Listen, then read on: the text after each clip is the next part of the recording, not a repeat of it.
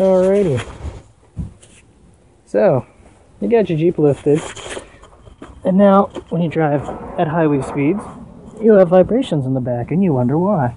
Well, take a little look at driveshaft angles and stuff like that. Here's my rear driveshaft right here, and if you notice, it's only got a single U-joint on each end.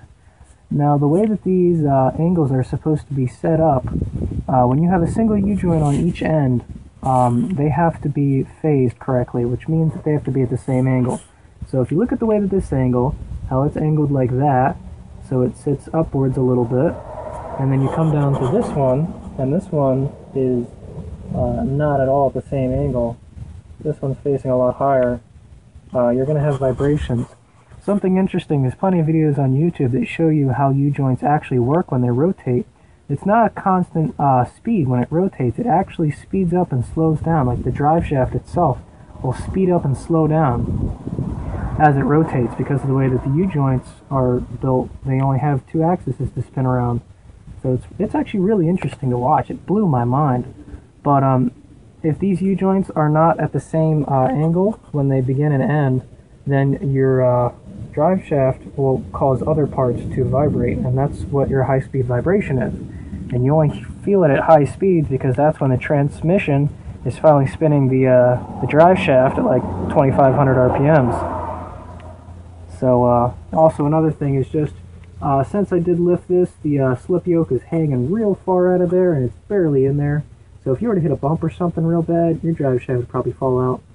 So what I'm getting at is, in order to fix my driveshaft issue, I'm actually going to upgrade it to a different style driveshaft, a CV or constant velocity driveshaft, which is what the front uses.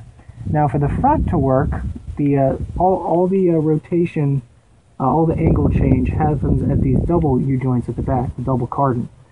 And the front is supposed to be about parallel.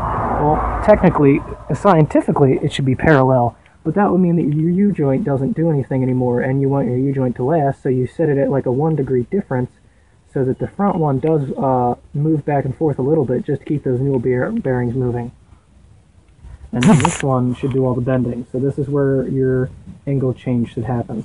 So that'll help things. So that's what I'm going to do. I bought a front drive shaft from somebody for real cheap, and I'm going to get it taken to a drive shaft shop and extended.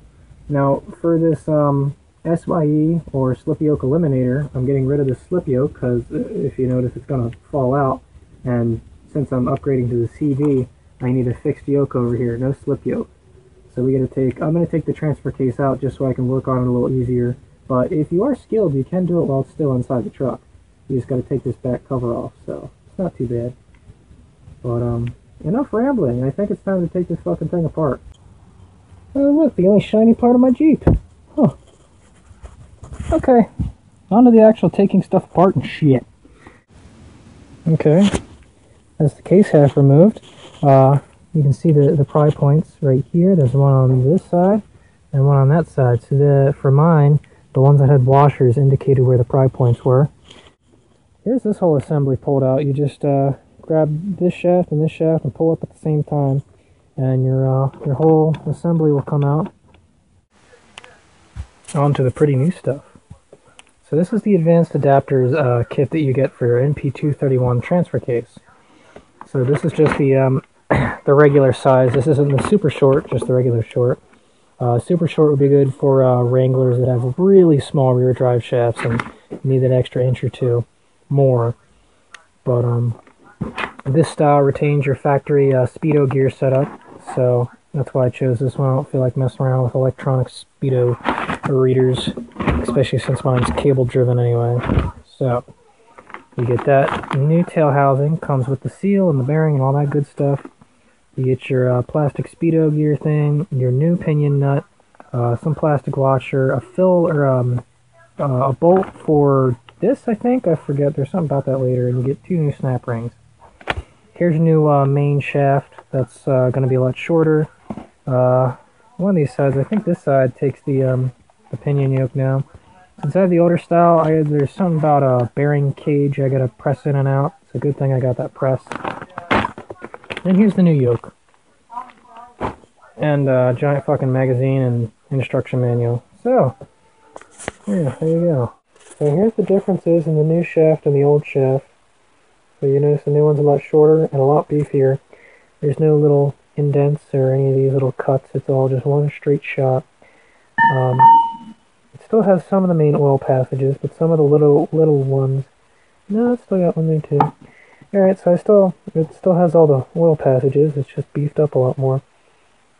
And it's obviously a lot shorter too. So instead of using a metal thing here, it uses a plastic one that slips on here. That's kind of cool.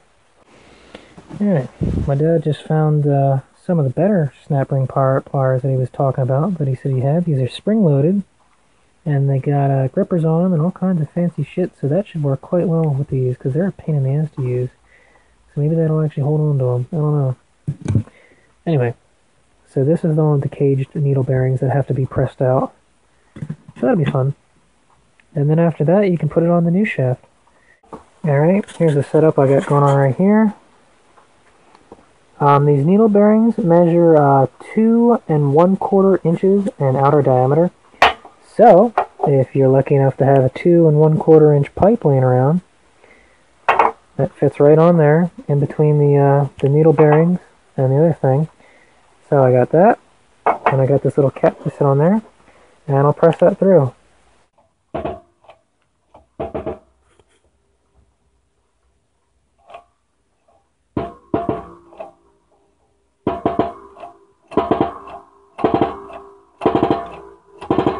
Yeah, 2 1/4 leaves just enough of a gap for the tube to slide in there and not get stuck. So, that's what it looks like when they fall out. And believe me, they will fall right out. So make sure you got something under there. I have some squishy bags and things to catch stuff. It just slides right in there. She's literally the perfect diameter just to slide in there. So, 2 1/4. Get yourself a nice pipe. Do some dirty work. So, these needle bearings will not be used. So now, as the old bearings used to fit on this shaft, like so, they will not be used for this. So now this whole thing will just slide right onto here. Alright, so that's what it looks like with the new synchronizer. It actually looks like a gear. And that little thing will bounce around back and forth. Alright, so thick gear, then you got your synchronizer, then this flat half of this faces out, and if you notice right there, the snap ring is on there. It took two people, one person to open it up and the other person to push on the other side. The provided snap ring that Advanced Adapters gave us was a little tighter than the original one, so it took some persuasion. But there you go. Main shaft is now complete, I think. I just got to put the speedometer plastic gear on here. That'll slide on here in between there, and they give you two snap rings to hold it in place there. Alright. Okay, well, everything's ready to go now. I got the main shaft in there, got the front output shaft in there. Don't forget your spring, it's rather important. Both these guys line up for the most part. So, everything's ready to go back together finally. Alright, there we are, case half sealed. And we're going to want the transfer case to sit in this upright position for at least an hour to let the RTV cure properly, because you wouldn't want to flip it over and then fill it up with fluid and then find out that a bunch of RTV globs are hanging around in your transfer case now, because that'll instantly clog up your filter. So, now that that's drying, I can start on the front. Your first lock ring goes on there. And then your little plastic speedo gear thing goes on there. And then you're going to take the third and final lock ring from the kit and put it on top of there. That's going to hold this in place. And then you can move on to putting the tail housing on. But first, if you notice mine, this shift range pin right here sticks out too far. It sticks out about 1.5 inches. And they recommend it only stick out 1 inch because of the way that their new housing is set up. When you put the new housing on and you line it up, you notice that that gets to the threads, and there's still that much of it left. With the old unit, this part right here would go to a 90-degree bend and that's where your four-wheel drive switch would sit. So your switch would sit here, and the pin would go all the way up to the top. But with the new housing, it just sits straight up like that. So they recommend you cutting off any excess so that it sticks up only an inch. And this is in four-wheel drive, 4 low. You just want to make sure that that sits properly. So that'll have to be trimmed off at some point. Okay. We cut that down, so now it fits. Might have cut it a little too short. I ended up cutting it about 7/8 of an inch instead of an inch. But that's the new total length right there. And if worst comes to worst, put a little piece of it back on or something. I don't know. It's only for the four-wheel drive switch. That's literally all it's for. So, with that done, now you can put it back together again. Put a little bead of RTV on there and seal it up now that this guy's on. Alright, just thought I'd show you guys. It doesn't take a whole lot of RTV.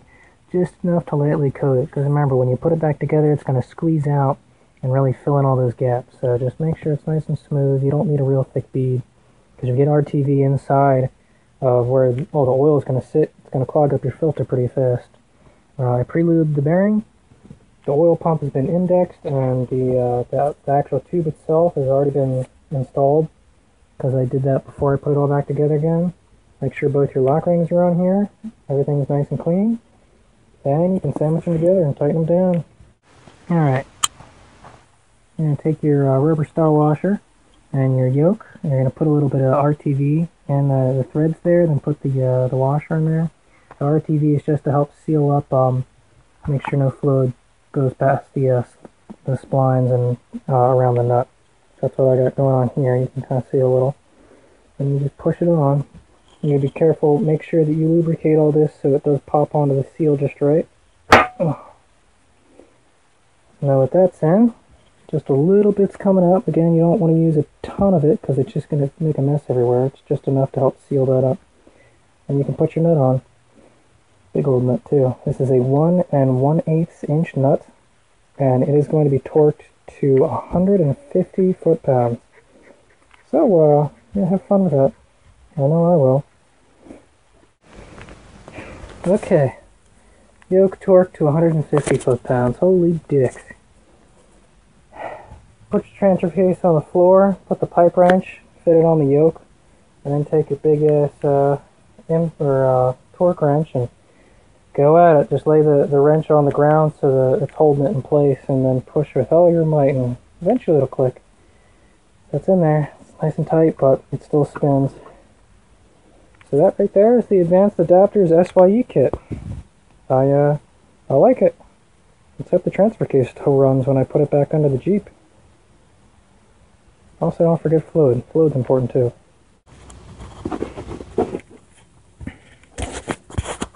Wouldn't be a good video if it wasn't at night. So, there you go. Transfer case is installed. Here's that beautiful new SYE setup. Now, my vacuum harness, I'll have to stretch or figure out what to do with that, because since the sensor's not at an angle anymore, now, you know, it's not really fitting because it sticks straight out, and it's kind of stupid. Unless I upgrade to like an electric one or something. I don't know. Also, something that I didn't realize until I started putting the front bolts on is that, you're going to need new bolts for the back. Because now this, instead of a slide yoke, is obviously a regular yoke, you're going to need bolts, and I'll have to triple check, but I'm almost certain that my kit didn't come with bolts. So, you'll have to be getting some of these. I don't know what it is, but that's whatever's on the front, so you can go, you know, you could go to a junkyard if you wanted. You could go to your local hardware store or something and just pick up some bolts. I don't think they're anything fancy, but you'll have to do that. Now, the next step is to get a drive shaft that'll fit your rig now. I have a 4.5 inch lift that I just put on. So measuring from the rear over there all the way up to here, from center to center, is 35 inches. So I'll need a 35 inch drive shaft, and it'll also have to be CV.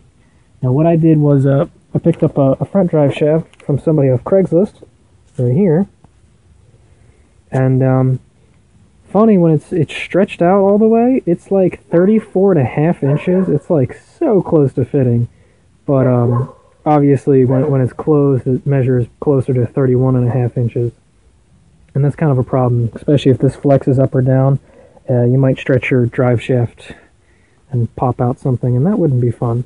So I'm gonna have to get this lengthened and balanced and all that good stuff, and then I can throw it in there along with getting new bolts, and I also have new U-joints on the way, so I can make sure that these are in good condition. Alright, that's pretty much it.